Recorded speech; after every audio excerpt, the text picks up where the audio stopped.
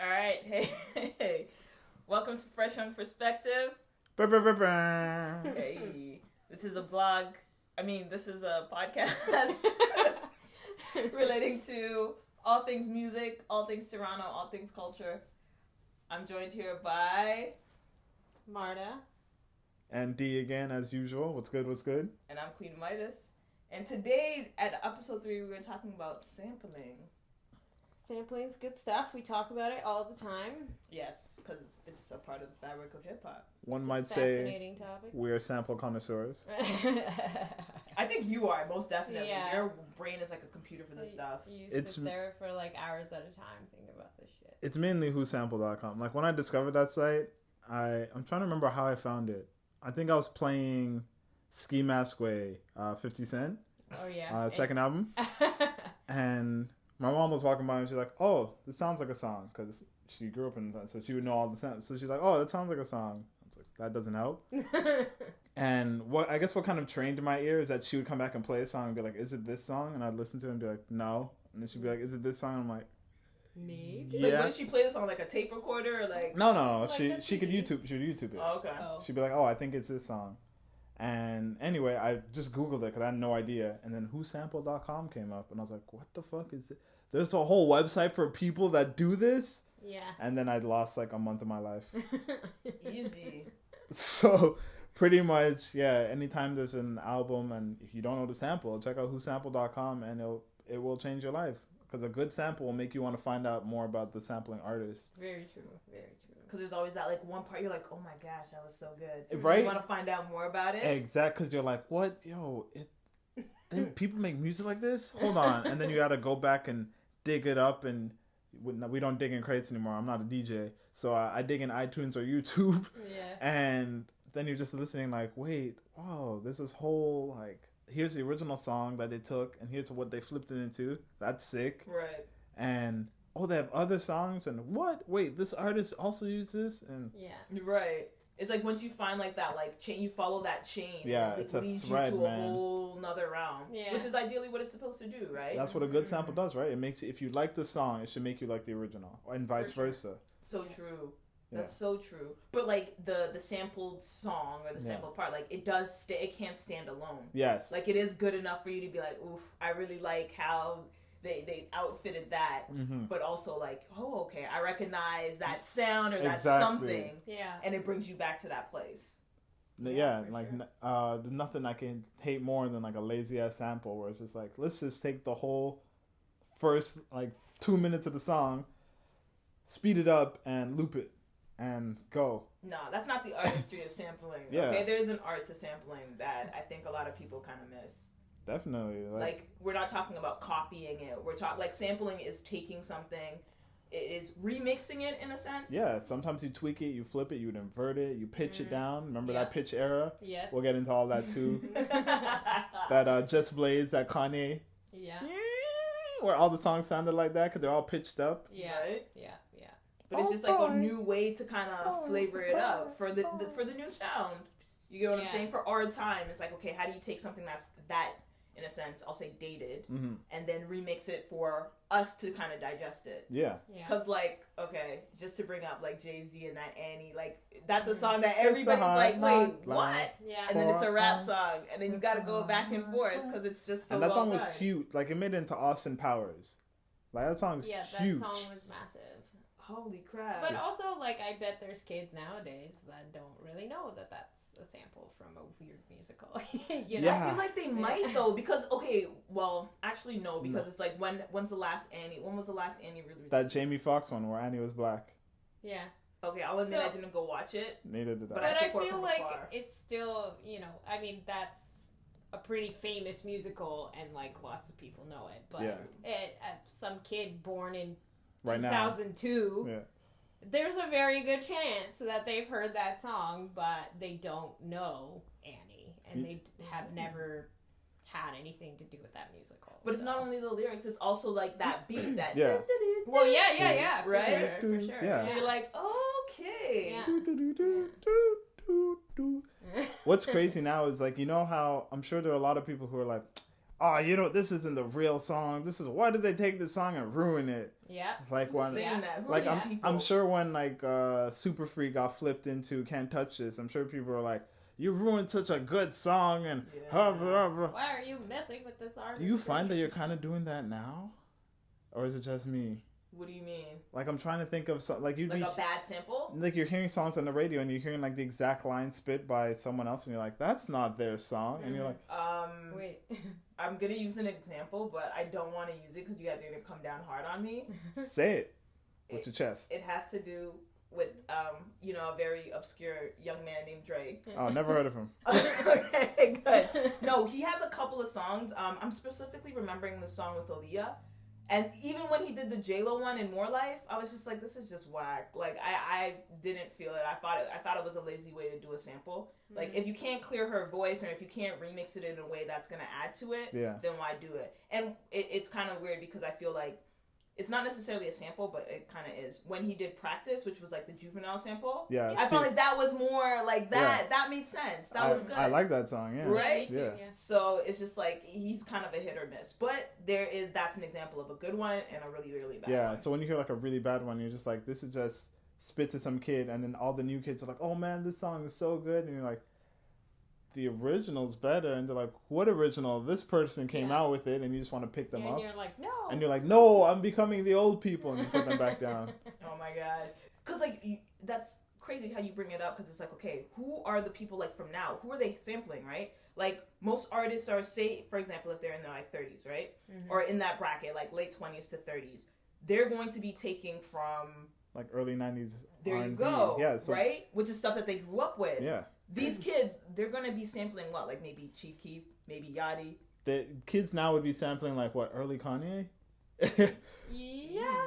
But that's another really interesting thing that fascinates me is when samples sample other samples. Yeah. Like, but that has been happening forever, right? Yeah, that's true. Like Nas sampled himself. Like yes. So true. I was like, yo, you hit it where you made a body of work that you could sample yourself. You know? You're like, who said this best? Me. But also, like, the example that I'm thinking of is when Bone Thugs and Harmony came out with Notorious Thugs with Biggie, that samples Cream, right? Yeah. So, and then Cream has its own samples. Yes. Of course. So, I don't know, it's like a whole rich tracks that like are similar but so different. Yeah. But both so impactful. Yeah. Because of that one sample. But going back to what you said, I think that the pool is just getting bigger, right? Because the longer we go, obviously the more music we have. So the more things you can sample. Yeah. It's not to say that like an artist from today can't sample something from 1965. True. Of course they can, and then they do. Yeah. Right. But you can also sample Lil Yachty or Kanye or whatever. Yeah, like if a little Bodie wants to sample like Mariah Carey, they certainly can. Yeah. No, but that's my point, right? I feel like it's in like two different classes. Like one, you're going for the pop culture reference, right? Mm-hmm. The whole point of a sample is you want it to be instantly recognizable, right? But on the other chance, like you. Like the really, really talented producers hear that like just a very distinct sound, and they're like, "Oh, I need this in my orchestra." Yes, this is going to break. And what comes to mind is like, do you guys remember Julie Black when she had that song with the horns? And what is this dude's name? The French guy, Allons Danse. Oh, Stromae. There we go. Oh, yes. So that French horn or whatever it was became like an iconic, right? Which is like a sample, and I'm like, oh my gosh, like, just it's in a sense it's like history and future like all in one. It's just like that crazy like diversion point. Yeah. The sad looking Belgian guy. Yeah. But yes. Even that song, there's a version that I heard of it where it's just. Every like 4 seconds, the beat would become a popular beat, like a popular dance beat. Okay. Right. So one time it turned into like Around the World from Daft Punk. Okay. Yeah. So samples are crazy, man. But the thing is, they're not only in hip hop; they're in all kinds of music. And, right. Going back to things that can be sampled, like now it's cool because people have to dig deeper, right? Mm-hmm. If you're in early hip hop times, it was just like, all right, we got jazz and we got disco. Mm-hmm. Let's take a drum loop from the breakdown Right. and spit it, and then because in a sense that's what they had to do, right? That's what they had to work with. Else. So they're like, okay, here's what we do have, which is probably their mom's records. Yep. All right, mom, I'm gonna take your James Brown record, and everyone's gonna rap on funky drum. Like, there you go. Like that's crazy. Whereas but now, it's like in the fabric. Yeah. Whereas now we have, what was the one we discovered? We discovered one from Joey Badass. 1999 from the Tomb $. Is that one? I can't remember what. But that samples the soundtrack from LA Noire. The video game or the movie? Yeah, the video game. What? Yes. But they speed it up and they add some drums to it. Yeah. Because the original is. Okay, see, this is and getting it's so too cool. deep. It's too deep. So that's what I'm saying. Like, imagine, because they were like teenagers when they dropped that album. So they're at home playing PS3. And they're like, oh, this song sounds before the game, it's an intro song. So before you even push start, before the game starts, you're like, oh, that's kind of fire. Yeah. Wait, right. 1 sec, and then you just run to your computer and you find the original and you fucking go on whatever kids are using to make beats, Ableton, Fruity Loops, it's one of the two, and bam, you like make a beat, and then you're like, yo, this is sick. Where is this from? Oh, LA Noire. But it's like crazy. I'm hearing if I'm hearing that, I'm like, wait, I know that. And in a sense, like you connect deeper automatically with that song, because you recognize it, like where it came from. Yeah. So it's like, oh shoot, are you really ever gonna look at LA Noire the same? No, like kids can be sampling, and that's the crazy thing. Like samples come from anywhere. I remember specifically there was this dancehall beat, and this is when like dancehall beats were like the shit. Yeah. It was called literally the MSN Riddim. Yes, I remember that. Yeah. And like somebody cut that down, and it turned into the hottest song ever. You're just like, how do you come up with this? And it's great. Yeah. You get what I'm saying? Awesome. Like that Apple like ping like sound, like those are on track. Well, you say that there's a Blackberry Riddim. There you go. Yeah, so with just a ping ping. And it's just like, oh, instantly you recognize it. Instantly you're like, I like it. This is fresh. Yeah. So like, all it takes is just creativity. Like, again, going back to kind of relating to our last episode where it's like, does art matter? This is all like a creative endeavor. If you're really creative enough, if you broaden your spectrum, you could pull inspiration from anywhere. For sure. And really blow people's minds away. Because you don't have to sample just music. Yeah. So, like we were talking earlier about how Captain Murphy sampled porn. A porn. Right. He sampled probably multiple porns, you know. You have to be thorough. You can't just watch one porn. He like mashed a bunch of them together. Yeah. And like if you know, then it's kind of obvious. But if you don't know, then it could be like a movie or like just random sounds, right? Like I love the samples that catch your ear without you being like, wait. Yeah. Because unless you told me, I wouldn't have picked up the sound. Sure, but it's like, why am I so familiar with that? And because she watches a lot of porn, obviously. You know, I mean, what happened was, but going back to like, you could sample from whatever, food, MF Doom. Yes. Because MF Doom, Metal Finger is sample god. He sampled the outro theme from early Sesame Street. Oh yeah. For Cookies. Yeah. Mm-hmm. And of course that one didn't fly, so he had to change the beat when he dropped the album, but he still kept the original. Like on the earliest version of the album, you could find it. So there's one called Cookies Original Mix, and it has a doo-doo-doo-doo, boom, boom, boom, boom, boom, doo-doo-doo-doo. See, because I know there's a dancehall beat with that Sesame Street like thing. Like it's crazy how, and not for right now, but it's crazy how like I guess across different borders. Because like right now we're just talking about like the American sample size, and like they have their barriers to it. But as soon as you get outside of that bubble, how things change a little bit. Yeah. But so you touched on something interesting, which is barriers to sampling. Yes. So there have been many instances of albums being delayed because of sample clearance, and it's this whole big process that artists have to go through to get their stuff. Like, let's be clear, 9 times out of 10, if there's an album delay, it's because of sample. Yeah. You get what I'm saying? More it's times, never like, you get what I'm saying? Right. So. And sometimes artists are like, you know what, it's not even worth it. I'll just take the song off. Yeah. Like, Control. Control's a good one. Yeah, we wouldn't have the iconic Kendrick Control verse. Iconic Kendrick Control verse. Ooh, if say it 3 times right, fast. yeah, kind of control first. If it wasn't for One more time. if it wasn't for that sample not being cleared and Big Sean just being like, you know what, it's not gonna make it on the album, so whoops, it somehow made it on the internet. You know? Whoops. Yeah. I'll just press this button. And see what even happens. another example is the Mick Jenkins, Chance the Rapper, Alex Wiley. Oh, that's right. That song didn't make it on the album. No, because of The sample, Yeah. but it's on the internet. Well, Of that's course. the thing, Yeah. right? Because nobody's making money off of it. Yes. So. And that's the thing. It's like, could you imagine your life? Like, because in a sense, it goes back to art, right? I'm sorry, guys, I won't sing anymore. I think you should sing all the time. Seriously, we're gonna just keep play that on a loop. It's gonna be our intro. Ooh. Ah. Your ad from now on. and your royalty from last time. We need to just group them all It's together. gonna be great. Okay, these guys out here trying to make a soundboard of me. So Oh, anyway, see? just Like, keep we're gonna it. sample you now. Just get Press it wow, on a vinyl so you could like do it yourself. wow. Ooh, technology. It's gonna be great. That'd be like sampling DMX's.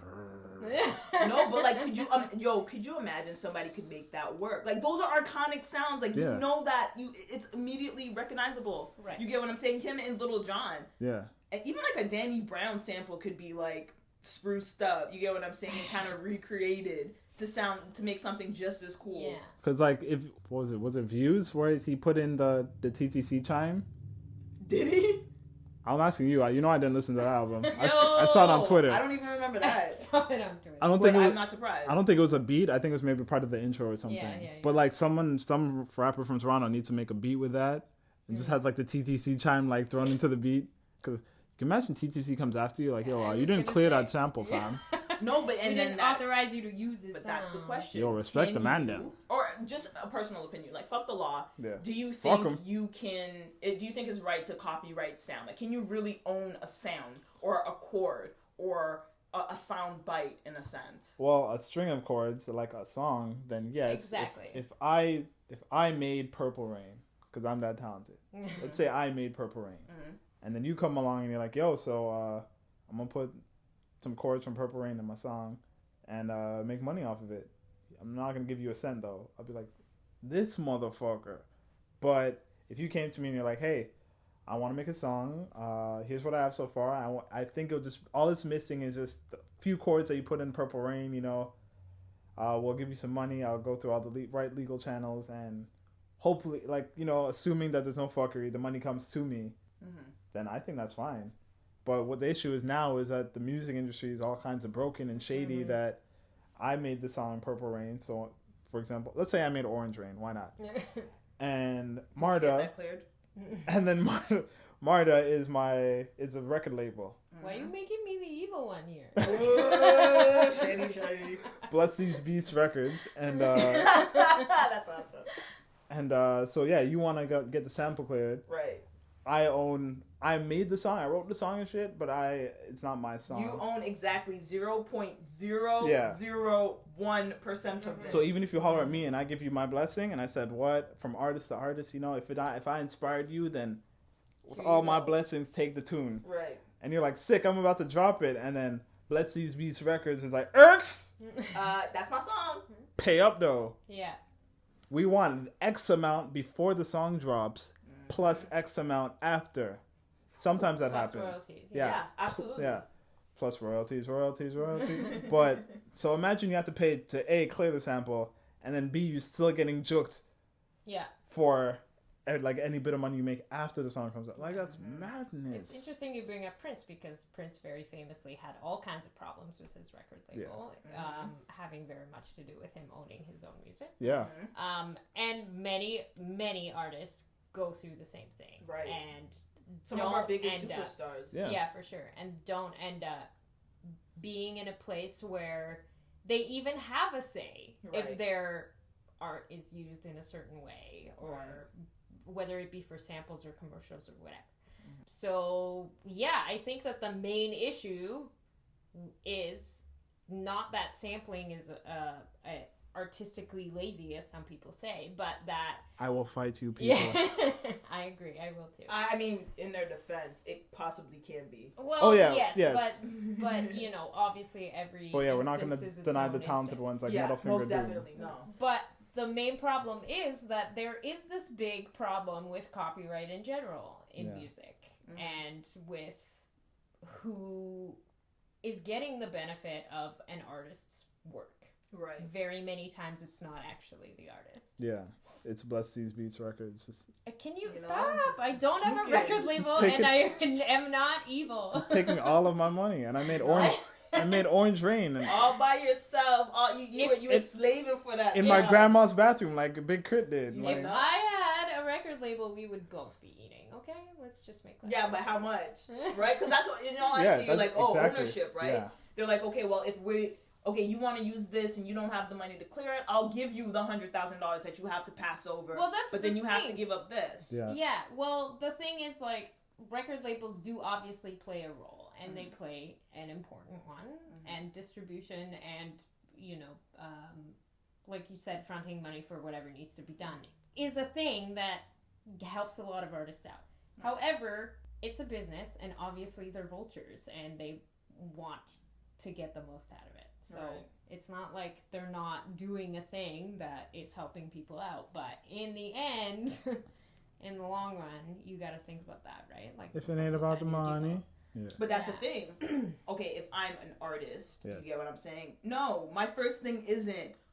My whole thing is like, yo, I found this thing that I'm really excited about. I gotta get this out to as many people as possible because I think it sounds fucking crazy. Yeah. I go now and like I said, today it's like I record a song now. I could post it like the next minute. Yeah, and which is why a lot more people are going the independent route because right? that shit's rough. You hear it, you're like, wait, that's my song. Yeah. And you're like, skirks. No, take this shit down. Yeah. You get what I'm saying? Even if you come to me for money, it's like, well, I owe my mom money for my bus pass, so I'll give you $5. Like, you get what I'm saying? Yeah. It's just like you're not in a position to push that out, and all you want to do is get this music out. You get what I'm saying? Yeah. So what are the roles in a sense? Like, who's winning is my point, and who really loses ultimately? Yeah, that's true. Think about so much, all of the lost art, and I'll say lost art that we couldn't have access to because samples didn't clear. Are you kidding me?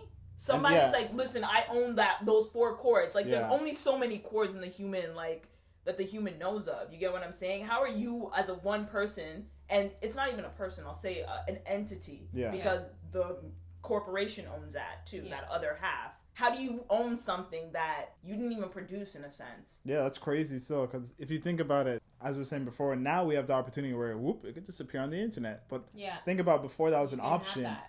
Those songs just got shelved or scrapped or tossed in, like the CD got tossed somewhere. The tape got tossed somewhere. Like, it's just sitting somewhere. Well, if you produce a CD independently, like, it's your responsibility to sell it, right? Yeah. Like, no record store is going to want to take your shit if it's not, like, signed to somebody, if you don't have the manpower behind it, the network behind the label. So, yeah, it's a very different world now.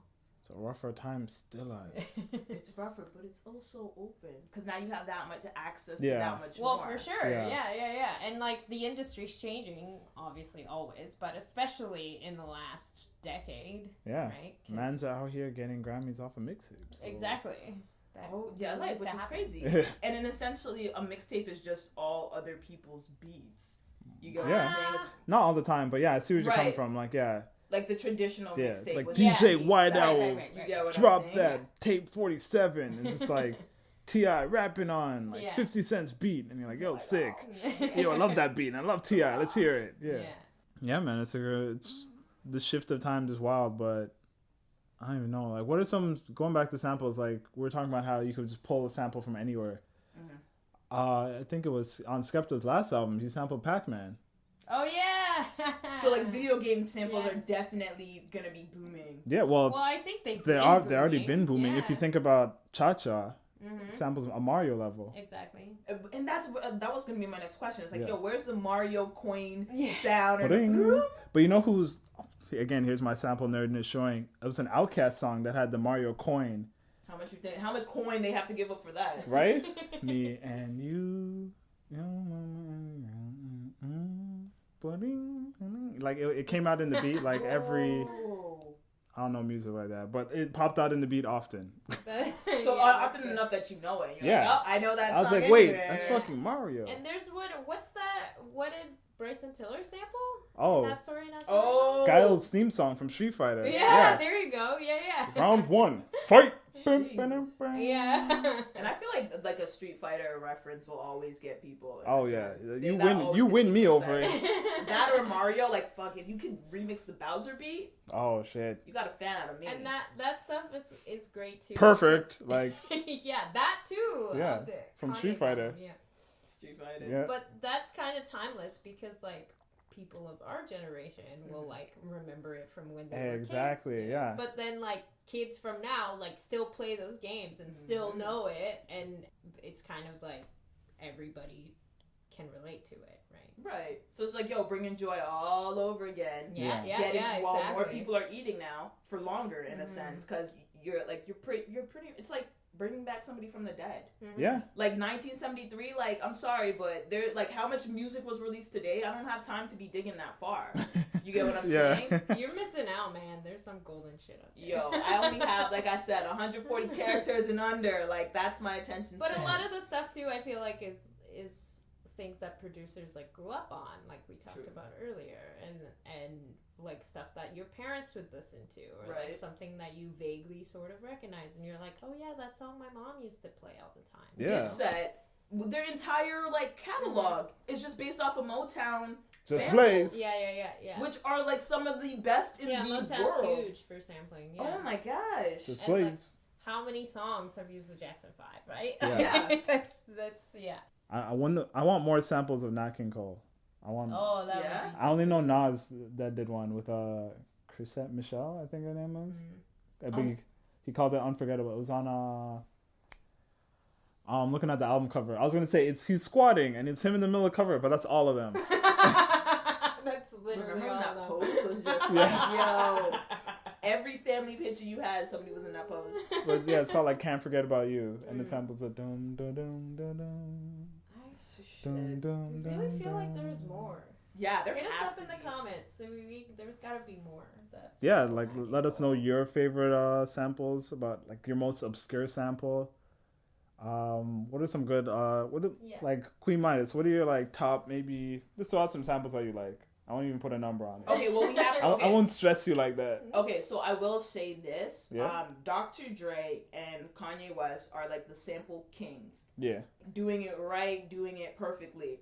I think they probably both equally gotten issues with just not clearing it the right way, or somebody coming like, hey, that's actually mine. Diamonds are forever. Blah, blah. Yeah. Shirley Bassey draped him up in court, fam. Yo, but he still got what he needed, and now we got a hot ass song. So who's really losing? Take your diamonds and throw them like you believe me. Yeah, the beat cold, but the flow is a neat.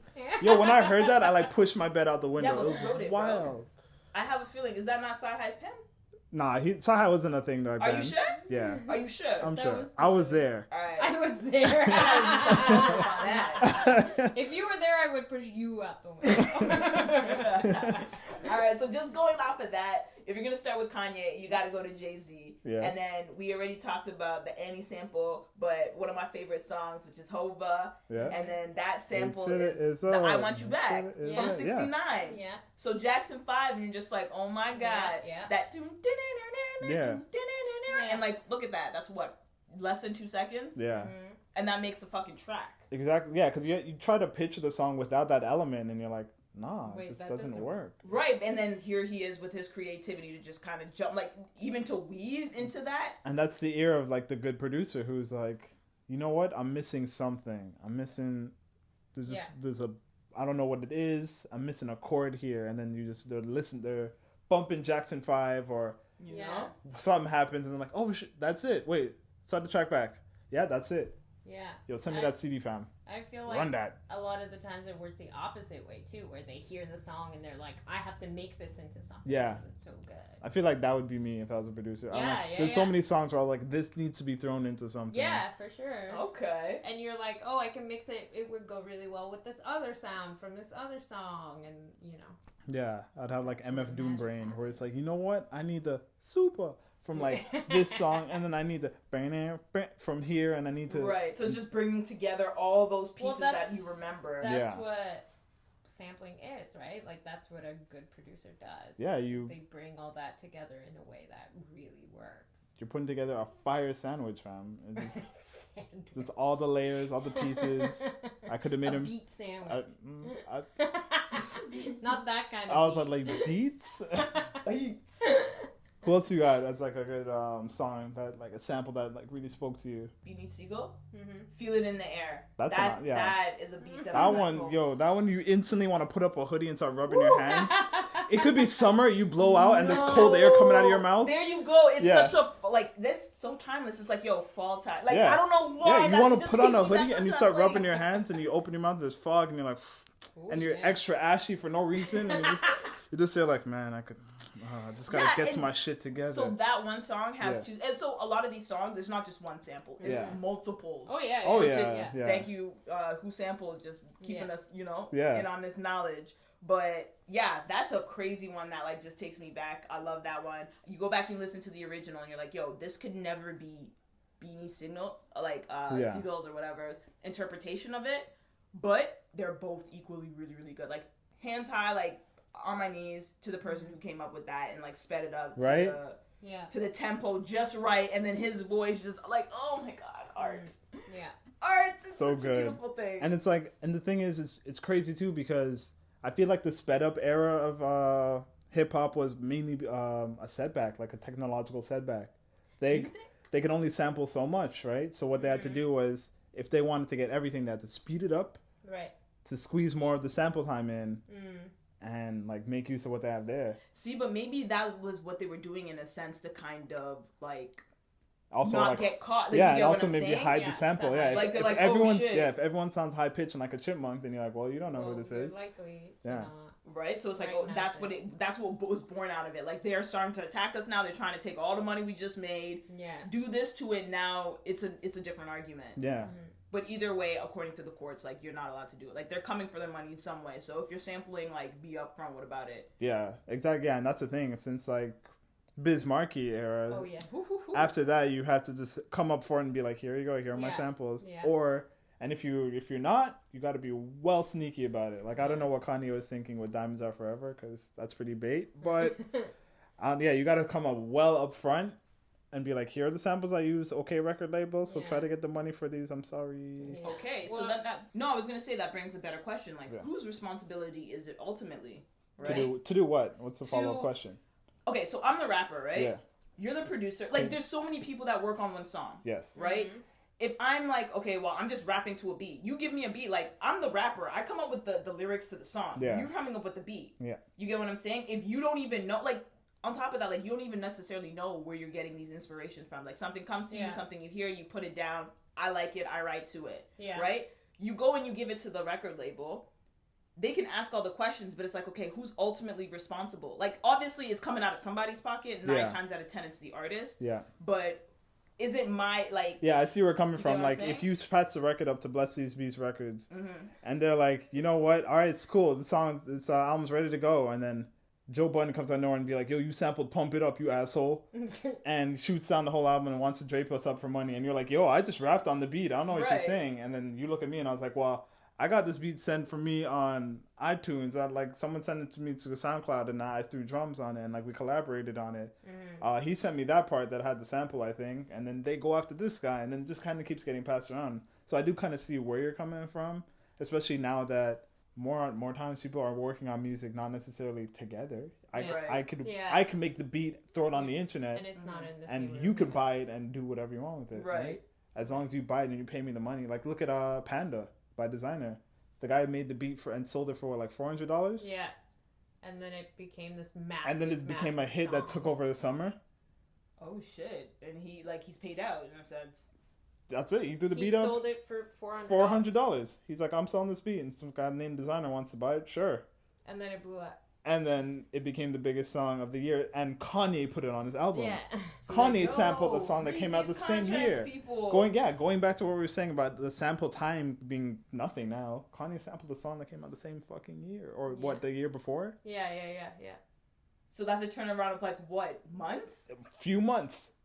It used to be a process. I mean, technically it still is a process, but like technology is kind of just enabling it. Yeah. Like if I'm like, yo, I like what you did with that drum kit. Yeah. I'm gonna holler at you over on Twitter. Exactly. You gonna send me my permission. We don't even have to meet each other. Exactly. Yeah. They go like, you get what I'm saying? We don't even have to see each other anymore. Give me 15 minutes and I got the clearance for this. It's wild.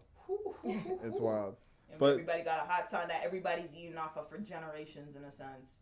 But like Kanye was super smart about it, because think about it, he signed designer, so he's like, all right, cool. He's now under me, and he was like 2 birds with 1 stone. One, I have Future, essentially, without having to pay Future feature money. Yep. I'm throwing a lot of alliteration today.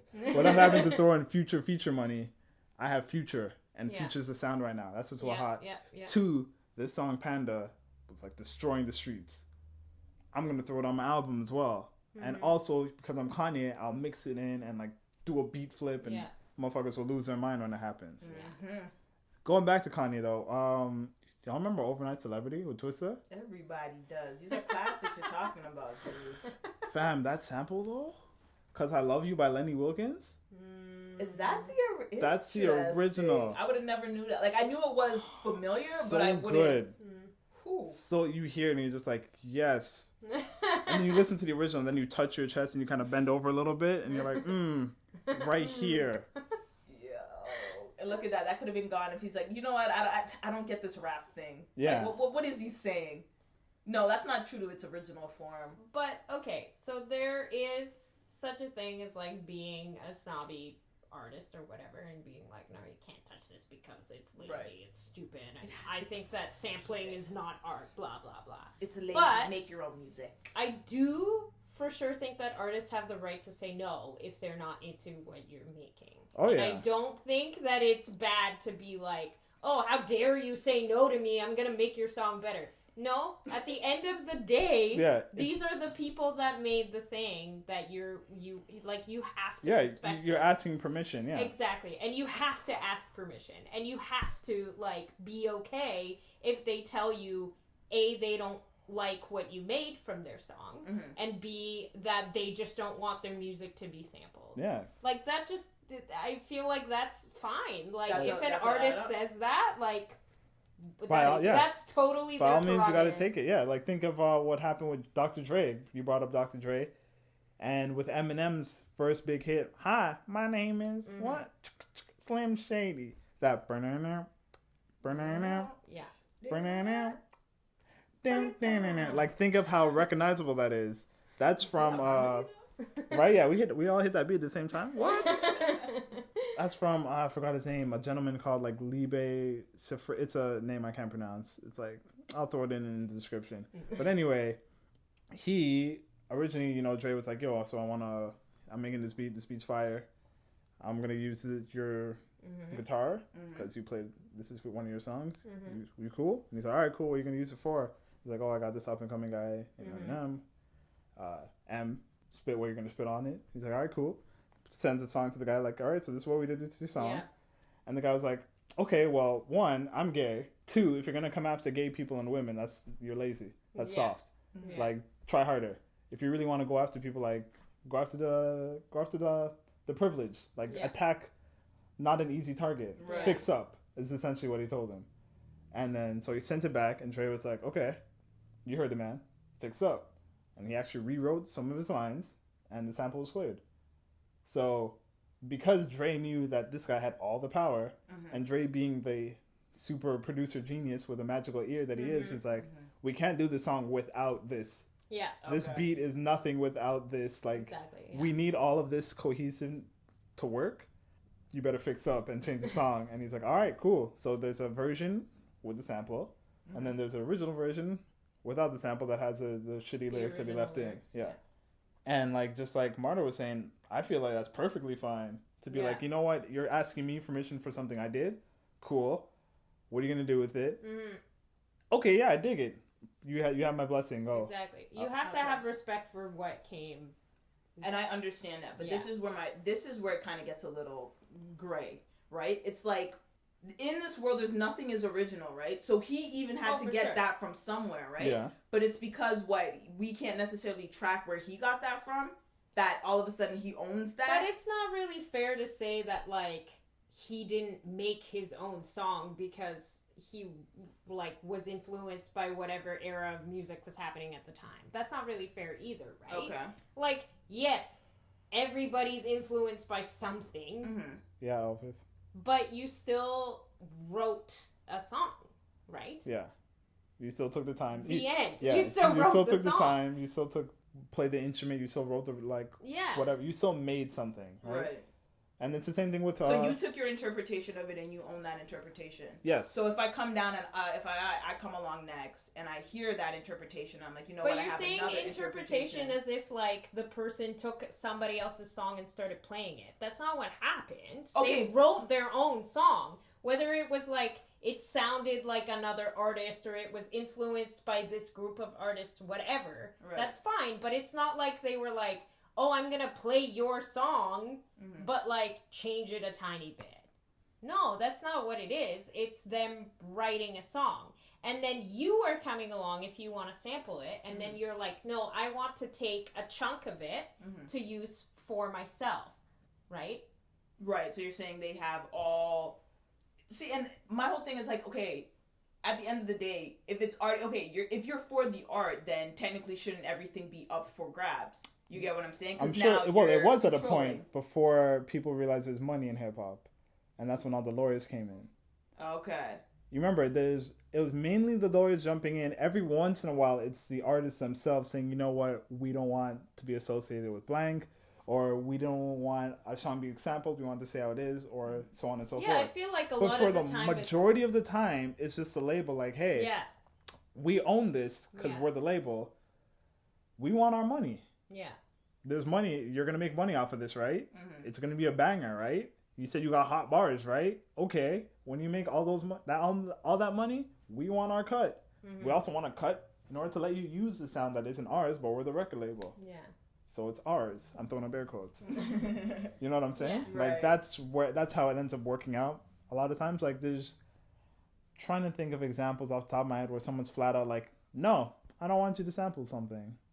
Or any Marvin Gaye song, any Beatles song, any Led Zeppelin song, like people who are notorious, like, no, please don't touch my shit. Yeah. Okay. You get what I'm saying? That one example from that documentary where they're saying how for Eric Sermon, for that one song. Yeah, it was $100,000. $100,000 up front for that Marvin Gaye piece. Yeah, that's not even choosing and royalties. And then on top of that, royalties. Yeah, up front for a sample. Holy shit. But yeah, going back to asking the actual artist permission, I feel like... It's respect. Yes, it is respect, but when they say no, I feel like sometimes, yes, like money, whatever, but it's just that they don't want their song to be something else, right? Like, they want it to be something that stands alone. And... But who are you to stop that? What do you mean? It's like, your song. But it's not. You can't. Yes, it is. Like, yo, you can't own. And this is my thing. Like, ownership in music. So it's fucked up. If you wrote like a paper and it was published, and somebody like came along and like took a chunk of that paper and published it as their own, wouldn't you have a problem with that? Okay, I'm more specifically, and I see your point. Yeah. I'm aiming more towards sound. You get what I'm saying?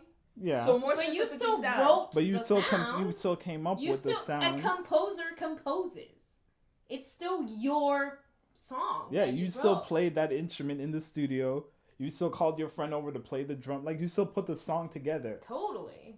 Okay, so if we're breaking it down, that. If you're using it in this way, I control that. Yeah, and if we're breaking it down sound by sound, then say the instrument is a keyboard. If I played the keys this way, if I went totally, and you can write a song that's influenced by another song. Yes. Like Kid Cudi all the time talks about how Day and Night was influenced by a Ghetto Boys song. Like, he wrote that song to be his version of a Ghetto Boys song. That's fine.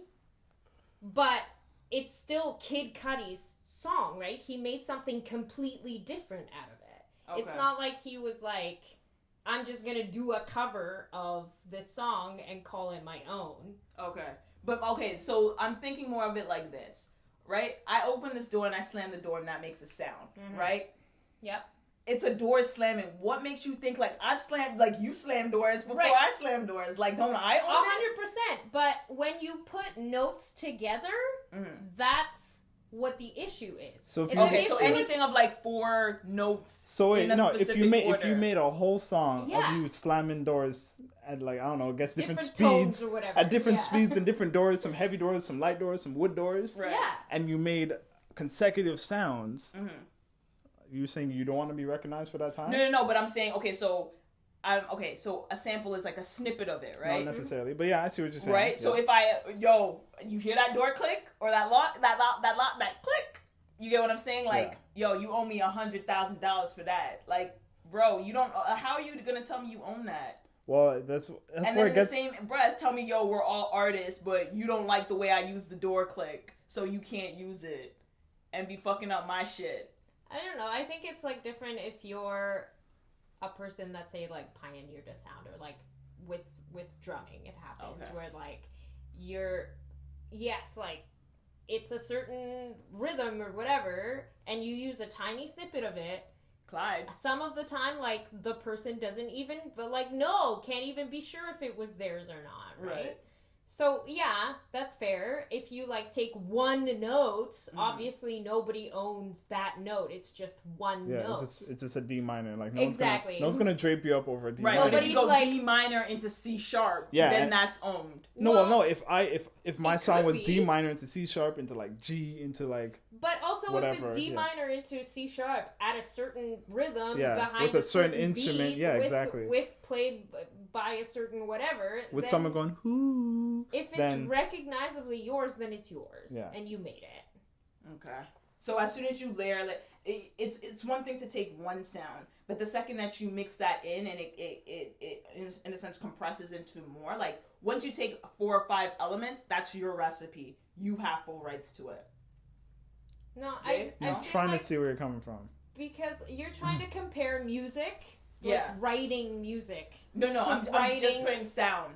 Sound. Yeah, but that's what music is, right? Yeah. So writing music as opposed to writing music with samples. Yeah, you're trying to compare Girl Talk to Beethoven or something. No, but that's a symphony. You get what I'm saying? You pull. My whole point is, listen, if you pull.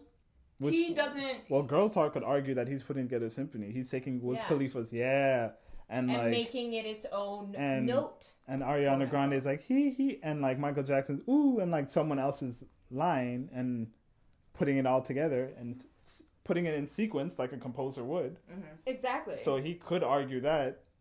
I wouldn't help his argument. I think it's very different than putting a string of notes together. Yeah. Yes, nobody owns a note, and yes, nobody owns 2 notes one after the other.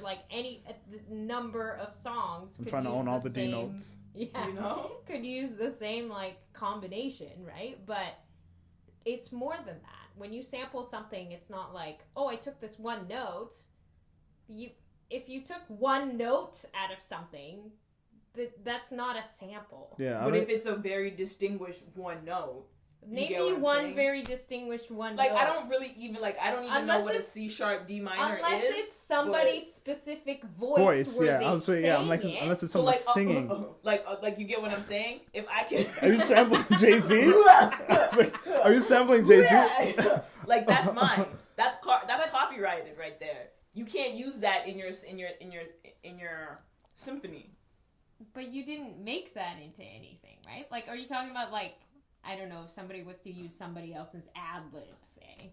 Right, if it's just me going, hey, you get what I'm saying? That, and you take that and you make a whole nother... I would probably stab myself in the air if I tried to listen to that for too long.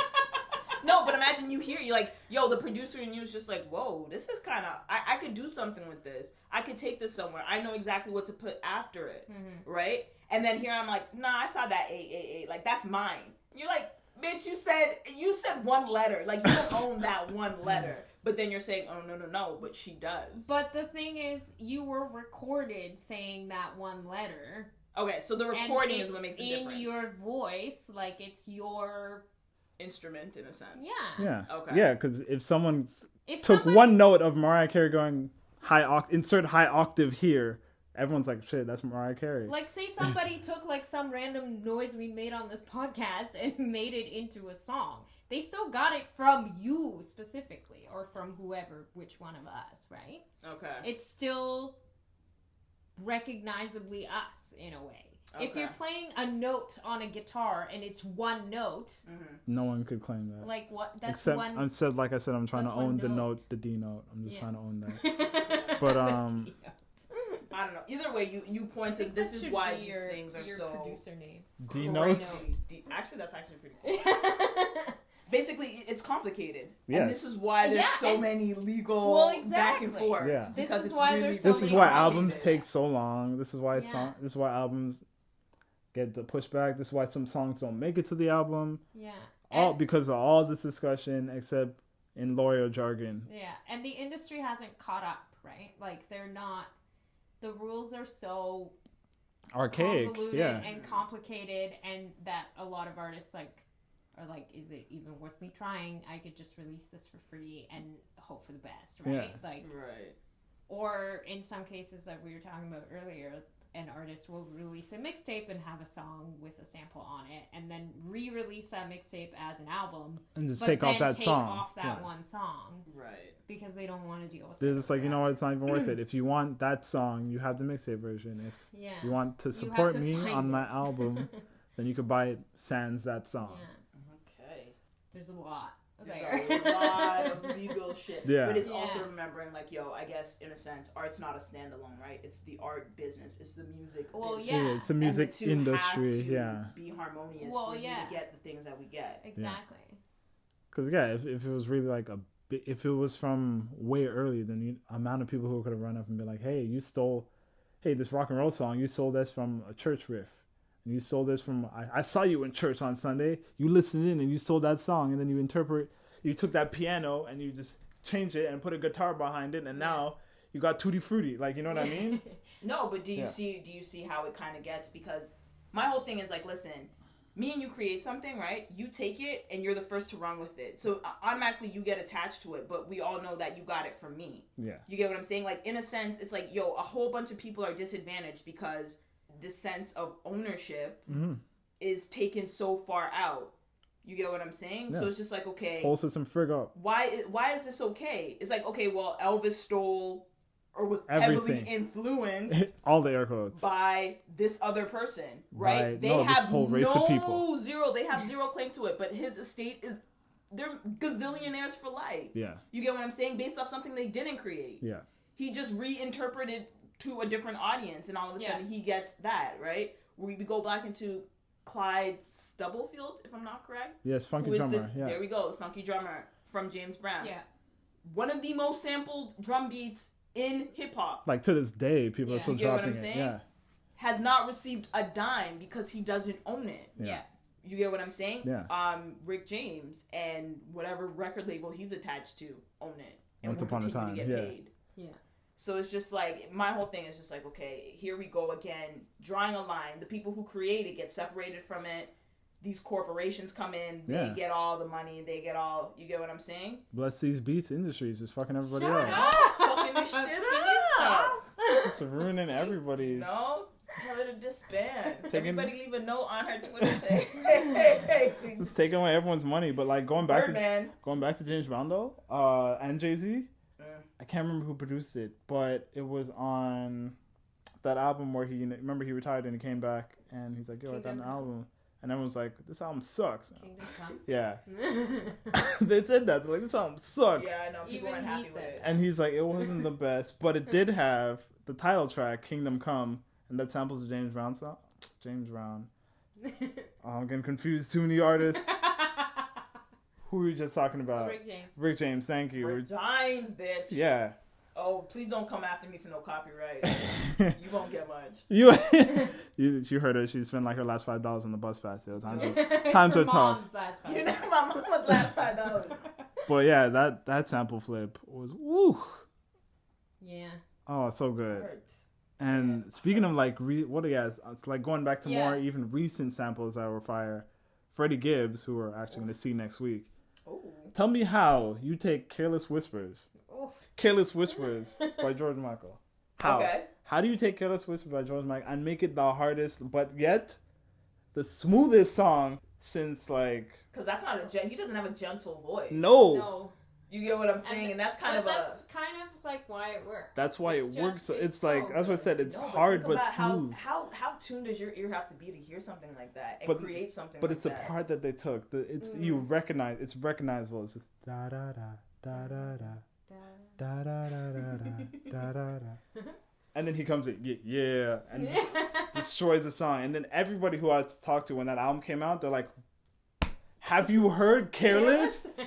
Tell me, did you take in Careless? I was like, fam, Careless is a mad thing. Like, how do you do that? It's for sure the best song on the album. It might be my favorite song of his ever. How Do you do think you... it's because of that sample though? Oh, hell yeah. yeah. Oh, so most dev. Oh, hell yeah. Because it's like, you know, the hard and the soft. Yeah. It's forever a good combo. And it's Okay. just the best on that song. It's just so well done. All right, so give me one of your top 5s or top 3s. That would be one. Yeah. Okay. Another one from Freddie Gibbs is The Diet. Okay. Do you know who his producer is, or who's cooking these things up for this man? See, I should have wrote that down, but I don't know it off the top of my head. This is the other thing too, because like we always associate these beats with a certain artist, right? Yeah. And not necessarily the producer. The producer, I mean, yeah. For sure, there are exceptions to that rule, but yeah, and it's not always easy to find this information too. No. Especially, It's not out there. Yeah, especially when it comes to samples. Also, like you don't always know. Like we have to find it through who sampled or whatever. That it's not, and that's the kind of maybe the other barrier to it, where maybe it'd be better if it was accessible to the public. And nowadays, I feel like this is more of a thing where artists are putting in their liner notes what they used, and especially giving writers credit. Sorry, liner notes? What is that? You don't know what liner notes are? What the fuck are you talking about? You know, like the booklet in a CD? When you used to buy a CD back at our local HMV, and you'd open up said CD. And what are these things you're talking about? After peeling off the plastic that takes way too long to take off if you don't have nails. And then you take out the little CD sleeve that has an awesome album cover on it, and you flip through it and you look for a couple more pictures, and it would say like track 1, artist, real artist's name, because they have to use their real name on there. Yeah. And then like who wrote it? Who wrote the song if it was them? Who performed Who on performed it? any instruments if there were any? Who made the beat? What was the beat sampled by, if any? Which, as Marta was saying, now recently they're trying to add that. But that didn't used to be a thing. Oh, hell no. You would maybe give writing credits to people that you sampled, but you wouldn't be like, parts of this song were taken from blah blah song. Right? Oh, okay, but we're now taken it from has Winter to be- Sadness. Going back to the Diet by Freddie Gibbs. Kool and the Gang. Yeah. Kool and the Gang. Kool and have you heard the Diet? I'll play it for you after. You gotta play this for me, yo. It's such a good song. You were super excited about this shit. No, but like if you hear the song, it was my ringtone for like a year. Like it was so good. Alright. I was like, no, call me. Just call me. Like, please. Another good one, because again, I grew up listening to all kinds of music, but just hearing Sade just brings me back. Yeah. Going back to She's probably expensive to get one Food. from too. MF Doom sampled her in Con Carney on Food. Oh, that song. How much did he pay? I'm so curious how. Because I'm sorry, I'm still stuck on the $100,000. For Marvin Gaye. You get what I'm saying? $100,000, bro. 100 for one song for what? 12 seconds? But you know what? Imagine if it's. I don't know, but imagine if it's a thing where it's like they think the song. What if they think the sample's lazy, or they think the song's bad, so they charge you more? They're like, we're gonna charge you more up front because we don't think the song will make a lot of money. But see, imagine if that was the thing. That could very well be. I feel like that would be the person. So that to like keep you from doing. Yeah. It.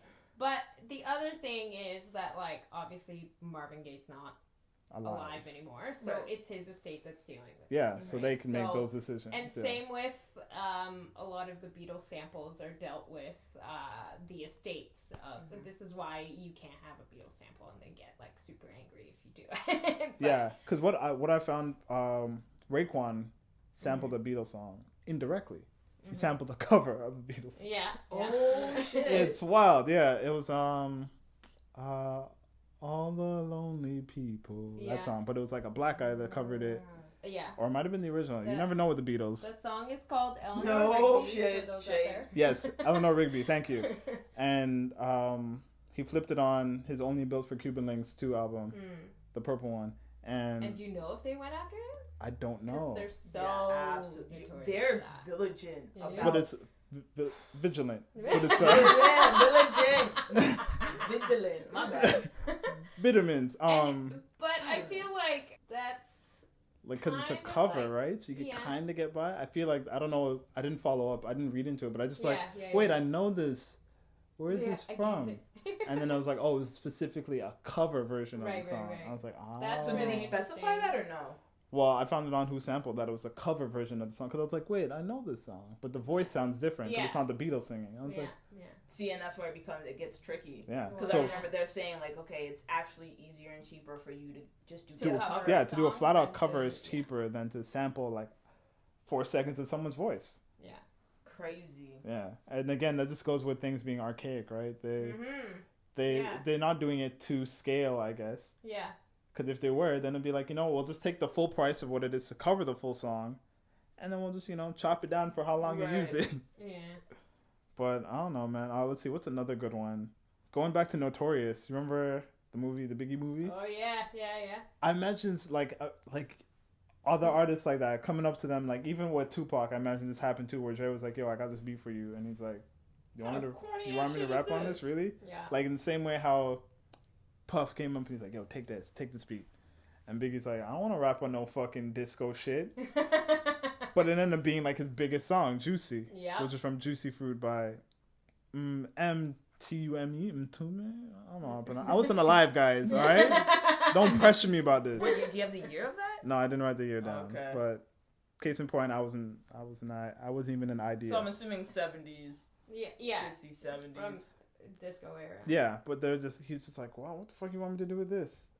And he's, This is a hideous pop song. yeah, and he's like, no, just trust me. And then he spits to it. And think about it, that's one of his well-known songs. And again, that's another example of hard and soft, right? Like Yeah. the two opposites blend, and it makes something so cool that Right, you but like. it's a delicate balance, and this is Well. where the art comes in. Yeah. Yeah. Don't stop the art. Of course not.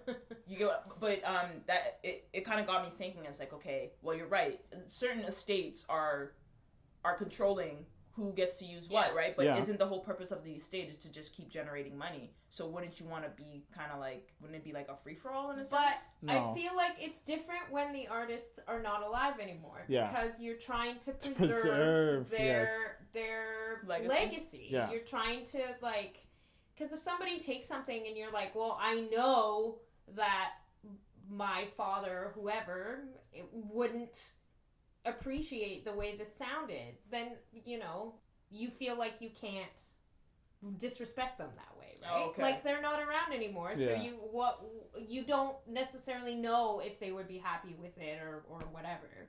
Okay. Yeah, Right. that's where it kind of gets difficult. Yeah. So that's what I was trying to say before. Like I get that.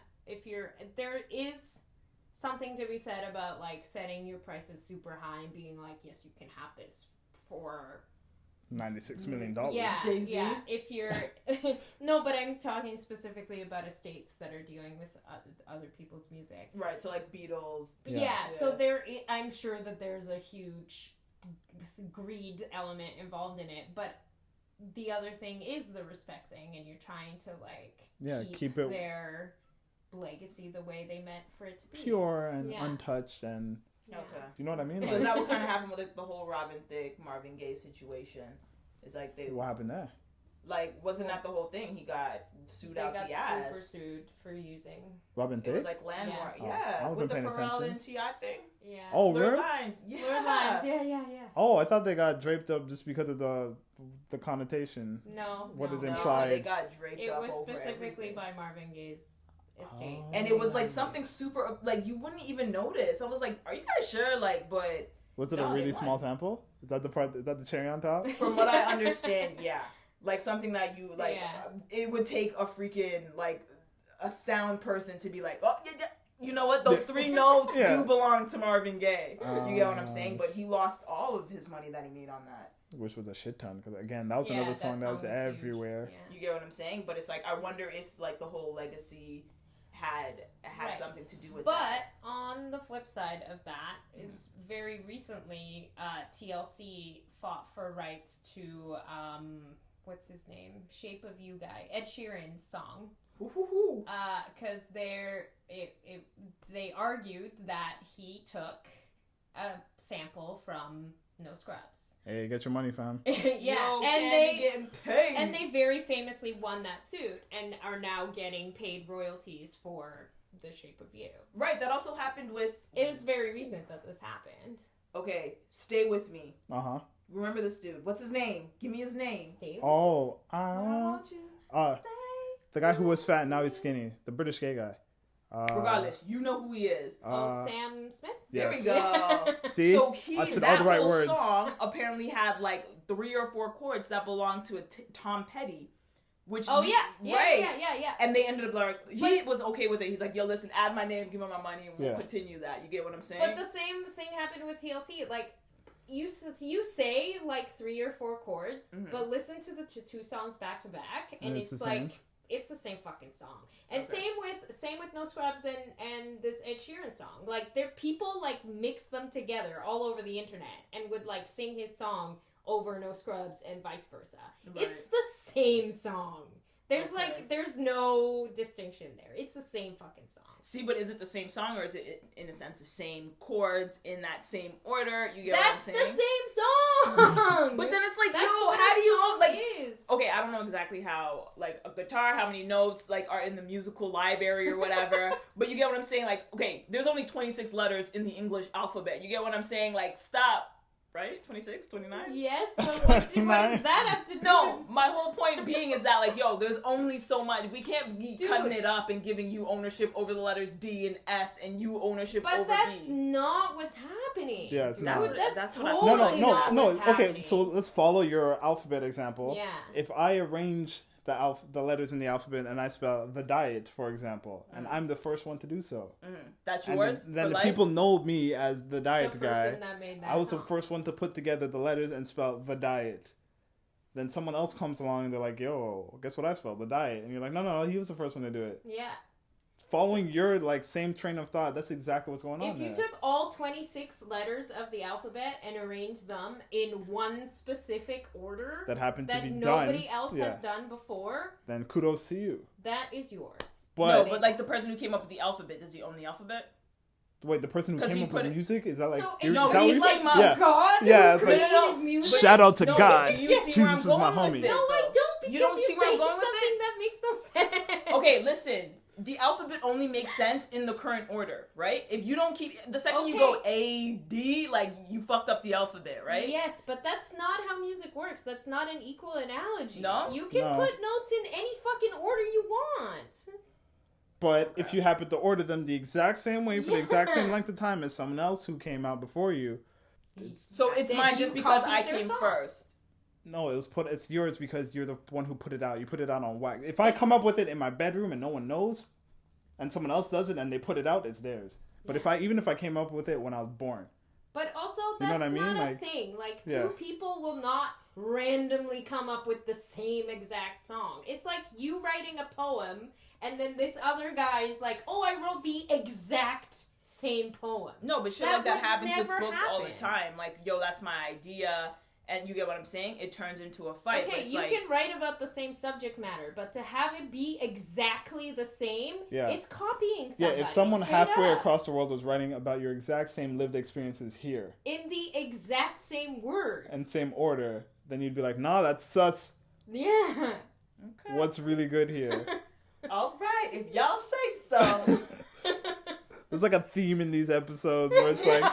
Queen Midas says something that makes us all scratch our head and we're like, nah. Like, that's how it works. Nah, y'all ain't seen it the way I see it, fam. I don't think you see it in a way that makes any sense. No, my whole point is like, yo, and once you start cutting it up, it's just like, okay, these 4 chords belong to somebody from 79. You get what I'm saying? Yeah. They own that forever and ever and ever.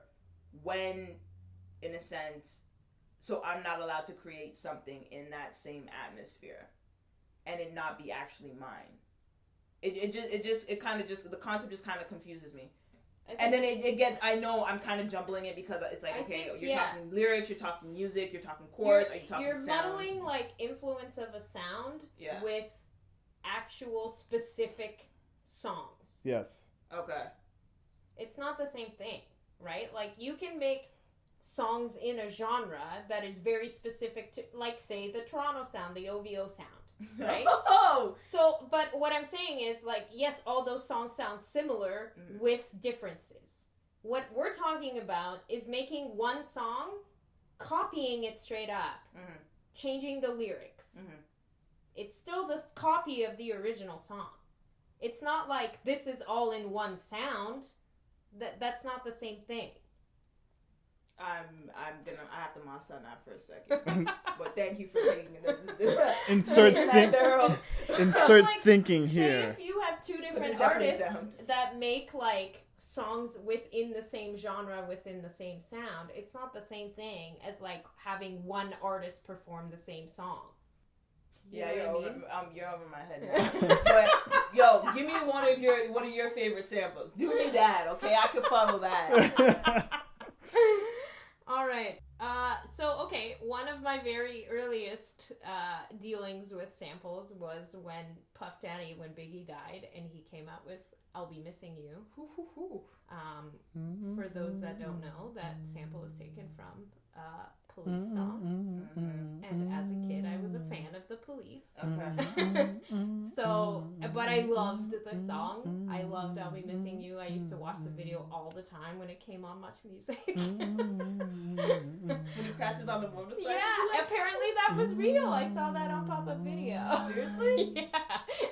Yeah. And he crashed for real, and then they like had to reset the camera and like. Oh, I thought he just kept like he just started singing. So then so then in the part in the video, the little pop-up thing on pop-up video. For those of you that are too young, pop-up video was amazing because it was the best. It's basically like prehistoric genius. Like prehistoric genius, right? Like that's what they were doing. They were kind of I see what you're saying. Yeah, it's like little tidbits that you wouldn't know, but were revealed through about the music video specifically. And then for that one, after that accident where he gets up and he's singing, the little pop-up was like, "This happened 3 hours after the accident." It was great. Right? Which actually kind of leads me into like Mace and all of his crazy ass samples. All in that camp. Yeah. Stevie J. The man with the hands. I was looking for you. He got the beats on lock though. He got that sound on lock. Yeah, every time he found a new crate, he was like, "I was looking for you," and then pulled out the crate to do a new sample. Yo, God. He's in the record store like, "I was looking for you," and pulls out the sample. Yeah, so "Feel So Good" was from Kool and the Gang. Yeah. You get what I'm saying? And that was from 73. So it's just like, ooh. Yeah, that's like what they grew up on. What's another one you got? Let's keep throwing them out. So Jay-Z's Rock Boys. Rock Boys in the building tonight. Hey. Which was taken. So that was from an album by Manahan Street Band called Made the Road by Walking. And that same album, Kid Cudi sampled 2 songs from that same album. Because it's a pure, like, it's a street band. It's a band, so they all play instruments and they all have really good songs. Kendrick sampled a song from that album. Currency did, like, a whole bunch of people pull from the album. The album, because it has an old sound, because it's all instruments, but it came out like mid 2000s, so it was perfect, ripe for the picking for all those songs. What are some other ones you got? So it was Easy Gibson, who we talked about last time. Prehistoric metaphor. Yeah. Bring feet. He's got a song called Libras Don't Die, which was produced by Flying Lotus. Who again, aka Captain Murphy. Yes, and he samples a Janis Joplin song, which is a song that I have loved my entire life. Whoa. Yeah. Yeah. You have the record for that somewhere, right? I believe I still do. Yes. And it is the best. It's so good. Yo, good Check music that lives out. forever. Yeah, that Libras Don't Die sample though, it'll make you. Zizi just goes in on it. I won't even try to do the beat. I do it no justice with my mouth. It's crazy. And the original song is called Maybe by Janis Joplin. Check that out too. It's really good. She's fucking dope. There you go. Yeah. Another good one was Through the Wire. How are we gonna forget Through the Wire? Oh And also down with the Lauryn Hill. Come on, man. Yes. What's crazy about Through the Wire, or I might be misremembering it. Through the Wire, of course, Shaka Khan, Through the Fire, and I feel like that was the only censored song on the album. Was it censored? And if I might be confusing it with another song on the album, but there's one song that was censored, and the reason why is because the person was like, "Yeah, I'll let you use the sample, but I don't want you cussing on my song." Wow. So Kanye's seriously? like, "Okay." Wow, that's so good. I feel like it was Through the Wire, but I could be wrong. Yeah. I think you're right though, because I do remember like and I'm like, oh, it's just BET. I'm necessarily cutting. And then you down buy the parts of CD, song. yeah. And you're like, wait. And like I said, I could not be that song. You could let me know in the comments and all that, but Interesting. I feel like it was definitely one of the songs on the album. Like no matter what version you've had, it was that one song's always censored, and it was because the sample. They're like, "Yo, That's I'll let so you use it, but I don't want you cussing on my song." No But curse don't words cuss on on my my song. And there you go, artist respect. You're like, Exactly. listen, this makes the song. I'll do whatever you say. But that's funny Exactly. to me. Like, why wouldn't you just change the lyrics of the song? Because that's also part of their art. You get what I'm saying? It's like, I'm surprised that Eminem even changed up his words. That would have been like, fuck you, who are you telling me to write what? You get what I'm saying? And Dre just pats him on the head. No, sit down, boy. It's like, sit your ass down. That's funny. Don't ruin our money. Sit down. Yeah. No, okay, so if we're Let's get staying paid. in good music, Okay, let's you sit get what there. I'm saying? Let's I'm get- going into Sahai the Prince. I'm Saha. going to his Black History Yeah. mixtape. Which one? Part 1 or 2? The first one. Okay. And my favorite right now is like Mandela. It's the produced by, I don't want to fuck up his name. Was that Tech Beats or? No, it's Sukhoi Muhammad. All right, I shout might out have to fucked you. that up. But that is fucking amazing. It's based off like the Roots television show, the old television show. Oh, I think I saw that on Who Sampled. Yeah, it was like the intro song, right? Exact, and the way that he remixed, I'm like, oh my god, oh my god! Like he needs to release this as like a vinyl on hard copy, just so people always have this piece of art. Yeah. But yes, going back to samples, what else you got? What else I got? No, I like Who else? anything from his mixtapes. Like his mixtapes are heavily sample influenced, Yeah. and like 99.89% of them are freaking just like perfect. Yeah. You get what I'm saying? If you get Very a chance, specific number. like that's my gift to the world. You go and listen to Sahai the Prince's Black History album. Yeah. Okay. Good shit. Black History Project Okay. Part 1. Yeah, do it. Part 1. Part 2 is not bad. Yeah. Lots of good samples. Yeah, it's like Part 2 is sample heavy. And that was another one where, again, going back to social media and artists being able to communicate to each other directly without the bullshit of lawyers or Bless His Beast records. God. What was That's the last the thing now. You What was gotta the last stop song that. on the second one? I think it's To Be Real. To be real. Yeah, the original person who's in Is One of Us. Yeah, that was a hot song. Dum, dum, dum, to be real. The original singer hit him up and was like, I like what you did with my song. Cause it's perfect. She hit him up and said, I like what you did with my song. Like, That's kind of what amazing. other more blessings do you need? Because Legit. that's a big song. So No, if you but fuck, you Yeah. know a lawyer's trying to fuck that up. Like, Yeah. oh, I'm sorry, there's some of my money's caught up in this, so we gonna have to do something Yeah. about this. but like even as an art, like yo, if I fucked up her song, she'll drape me up. But Yeah. no, she hit him up. She's like, yo, I like what you did with my song, and he's Yeah. like, what? Yeah. Yeah, he was happy for that, man. Trying to think for some other good ones. On the last song on Jizz's album, his first one, Liquid Swords, it wasn't even Jizza rapping, it was Killer Priest, but he rapped the basic instructions before leaving Earth. Yeah. And that has like a sped up sample. It sounds really sick. And you're like, I wonder what this is. I like the speed. This is like a piano and like dum dum da da dum boom. And you're like, okay, I fucks with this. And you find the original, and it's the slowest, saddest song you ever heard in your entire life. But it's such a good song. Oh gosh. It's called Our Love Has Died by the Ohio Players. Whoa, Yeah. easy there. But honestly, listen to the song. But it's like heart wrenching. It's like you're that's It's another like, song what? where you're there like touching your chest, but you're like, this song is so good. Yeah. And it's hard to think that's the same people who did Roller Coaster of Love. Say what? Roller Coaster. Yeah, so that same click was sampled by don't know who made the beat. That might have been RZA. It's probably RZA. Oh, and a lot of his sound clips are like from movies and shit. Yeah. Yeah. Old movies. Yeah. And he was one of the first ones too that really called out rappers for just being lazy, or Okay. producers I should say, for being lazy and just being like, doing one fucking boring loop, just taking one drum and just looping that shit. Nah, that era is dead, fam. No one's listening to it. He didn't say it. But it's like, he was really pushing that sound, and that's why so many people gravitated toward that sound, because there's so many layers to it. There was movie clips in it. You felt like you're watching a movie, and then before the movie drops, and the beat would just kick in, and you're like, what? Where the fuck did this come from? And it'd be like, sometimes the hooks would be like a line from a kung fu movie or something. Like, he was pulling inspiration from everywhere. Legit. That sounds awesome. But like that's what's so fun about it too. Is like, oh god, like what movie did he get that from? That was interesting. Let me go check that out. You know who's big on doing that as well? Of course, MF Doom, because you can't talk about production without him. But Madlib. Yes. Madlib, even when he worked with Freddie Gibbs, again, tying things all together from Pinata, there's a lot of songs where it sounded like you're about to watch a movie. Yeah. Because you would take clips from a movie or ending line or lines from a movie and just kind of throw it into the song, and it would set up the mood for whatever the song is going to be. Okay. Going back to that line, like a really good sampler. They're visualizing an orchestra, and they're putting together a dream team. So like, yo, I'm gonna have Nat King Cole playing the piano. I'm gonna have, you know what I mean, just like taking different people doing. I'm gonna have Prince on the guitar from different eras, from different backgrounds, from different genres. I'm gonna have 3 sax on the saxophone.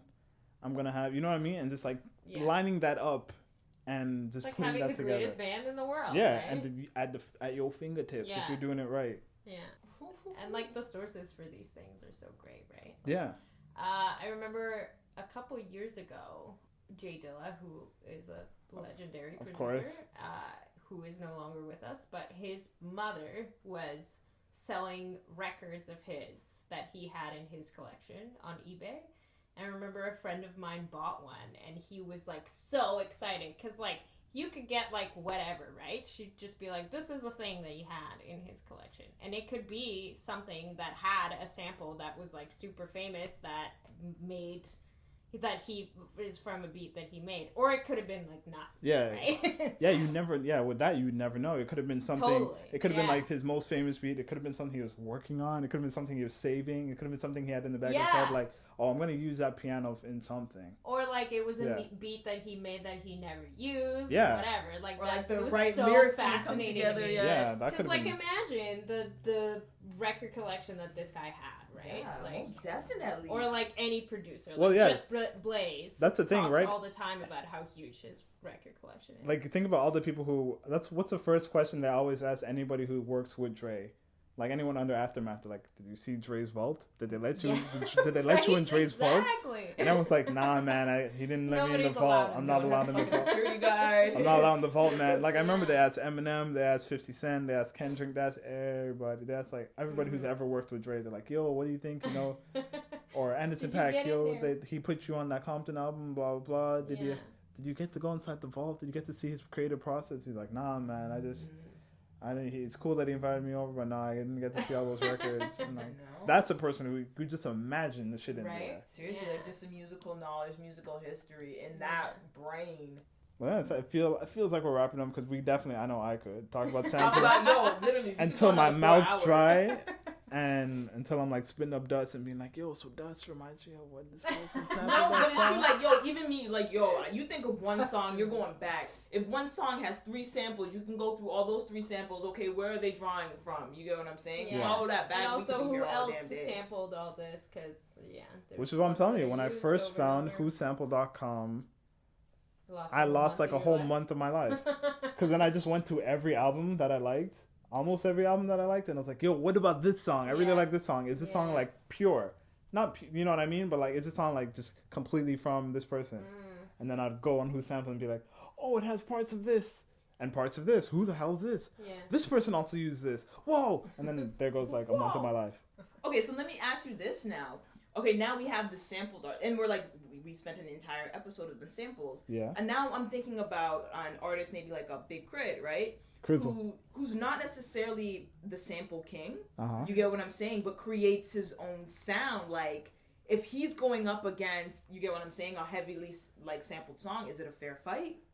I I kind of don't see where you're going, because if the song's good, the song's good. You know what I'm saying? Okay. It doesn't matter. You don't win a song by like having by having samples, because then Girl Talk would be the richest man in the world. You're already but my point is you're already attached to it in some sort of way. Yes and no, because all right, going with Big Crit's first mixtape, he sampled Adele on it in Hometown Hero.